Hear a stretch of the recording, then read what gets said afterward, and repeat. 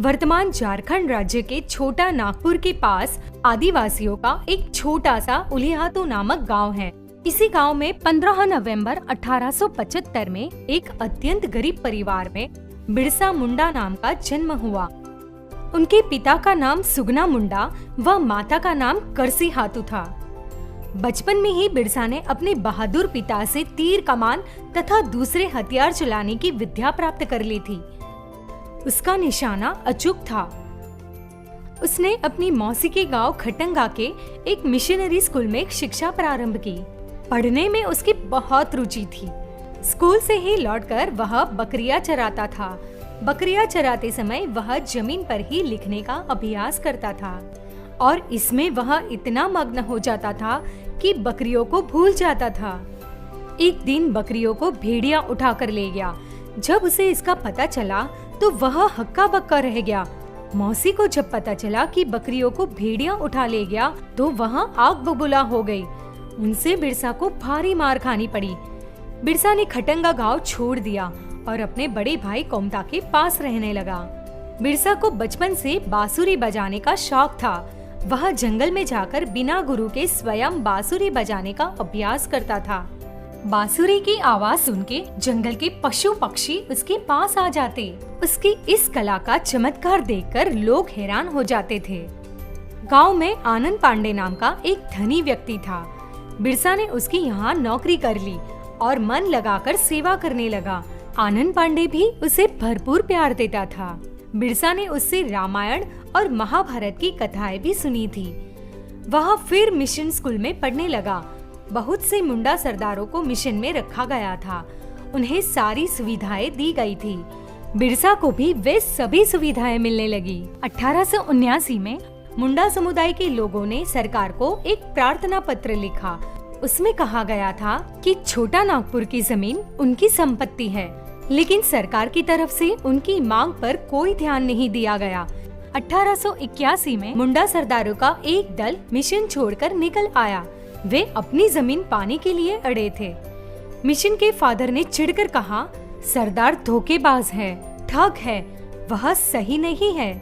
इस घटना से बिरसा के मन को गहरी चोट लगी। उसने निर्भीक स्वर में लड़कों के बीच बोला, फादर बदमाश है, वह हमारे सरदारों को धोखेबाज कहता है। यह बातें फादर तक पहुंच गई। बिरसा की बातों से फादर अवाक रह गए। उन दिनों आदिवासियों की स्थिति बहुत खराब थी। कभी कभी तो ऐसा होता था कि उन्हें भूखा सोना पड़ता था। भूख और रोग से पीड़ित आदिवासियों की दुर्दशा देखकर बिरसा बहुत दुखी रहता था। एक दिन बिरसा भी मिशन छोड़कर बाहर आ गया और उसने लोगों को जागरूक करना शुरू किया। बिरसा लोगों को उपदेश देता, तुम लोग अनेक देवी देवताओं को छोड़कर केवल एक भगवान की पूजा करो।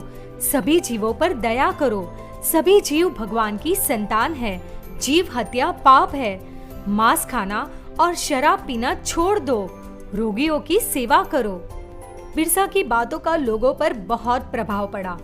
उसके समर्थकों की संख्या बढ़ने लगी। लोग उसके इशारे पर मर मिटने को तैयार रहते थे। वह आजादी की लड़ाई में कूद पड़ा। उसने देश से अंग्रेजों को भगाने का प्रण कर लिया। उसने आदिवासी युवकों का संगठन तैयार कर उन्हें तीर तलवार चलाने की शिक्षा दी। गया मुंडा उसके संगठन का सेनापति और मंत्री था। अंत में उसने अंग्रेजी सरकार के विरुद्ध लड़ाई छेड़ दी। अनेक स्थानों पर जमकर लड़ाई हुई।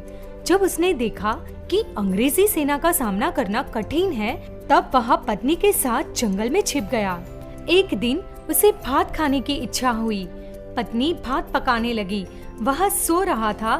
तभी किसी ने अंग्रेजों को खबर कर दी और बिरसा पकड़ा गया। बिरसा के हाथों में हथकड़ियां थी। उसके सिर पर पगड़ी थी और वह धोती पहने था। उसके बदन पर और कुछ नहीं था। रास्ते के दोनों ओर लोग खड़े थे। औरतें छाती पीटकर रो रही थी। वे हाथ उठाकर कह रही थी, जिसने तुम्हें पकड़वाया है उसे जल्दी मौत होगी। भगवान तुम्हें जल्दी मुक्त करे। बिरसा के पकड़े जाने पर सारे छोटा नागपुर के लोगों में आक्रोश भड़क उठा। अब तक लोगों में काफी जागृति आ चुकी थी।